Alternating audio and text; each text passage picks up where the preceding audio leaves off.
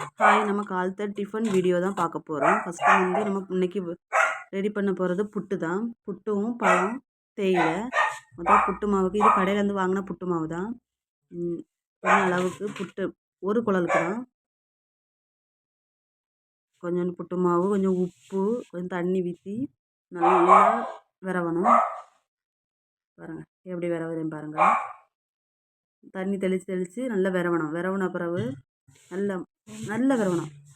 கொஞ்சம் ஈரப்பதம் நல்லா இருக்கிற மாதிரி விரவணும். அப்போ தான் நம்ம புட்டு இது வந்து பஞ்சு சாஃப்டாக பஞ்சு போல் வரும். இப்போ நான் காட்டி பாருங்கள். அந்த பாருங்கள், உருண்டை பிடிச்சி பொடிச்சு அது விழணும். அப்படி பார்த்தீங்களா? இதே மாதிரி இனி புட்டுக்குள்ளெல்லாம் எடுத்து தேங்காய் துருவி நான் வச்சுருக்கேன் பக்கத்தில் பேப்பரில். பார்த்தீங்களா? பேப்பரில் தேங்காய் நல்லா விரவி வச்சு இனி வந்து ஒரு இதில் வந்து கொஞ்சம் தேங்காய் ஃபஸ்ட்டு தேங்காய் போடணும். தேங்காய், அதுக்கப்புறம் மாவு, அதுக்கப்புறம் தேங்காய், அதுக்கப்புறம் மாவு, அதுக்கப்புறம் தேங்காய், அதுக்கப்புறம் மாவு, அப்படி 3 ஸ்டெப்பாக நம்ம வச்சுட்டோம். இப்படி வைக்கணும். பார்த்தீங்களா எப்படி வைக்கணும்? யாருக்கெல்லாம் புட்டு பிடிக்குன்னு மறக்காமல் கமெண்ட் பண்ணுங்கள். இனி வந்து தண்ணி சூடாகி வச்சுருக்கேன். அதுக்கு மேலே தூக்கி வச்சிட வேண்டியதான். பார்த்தீங்களா? எல்லோரும் சப்போர்ட் பண்ணுங்கள். சப்போர்ட் பண்ணால் தான் எனக்கு வீடியோ போட நல்லா இன்ட்ரெஸ்ட்டாக இருக்கும். இனி வெந்தாச்சு புட்டு. அதை வந்து நம்ம எடுக்க போகிறோம். பாருங்கள், 3 துண்டு வந்து விழுதா, 3 பீஸ். பார்த்தீங்களா?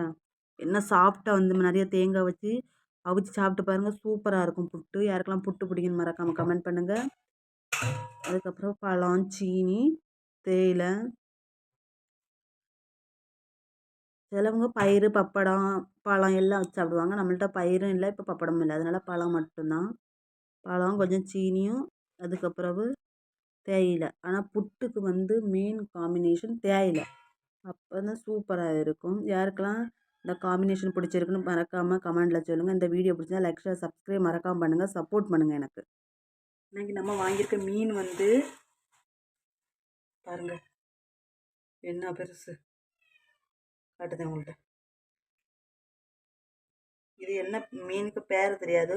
உங்களுக்கு தெரிஞ்சுதான் மறக்காமல் கமெண்ட் பண்ணுங்கள். ஓகே, இந்த இவ்வளோ பெரிய மீன் 150 ரூபா. கொல்லாமான்னு சொல்லுங்கள்.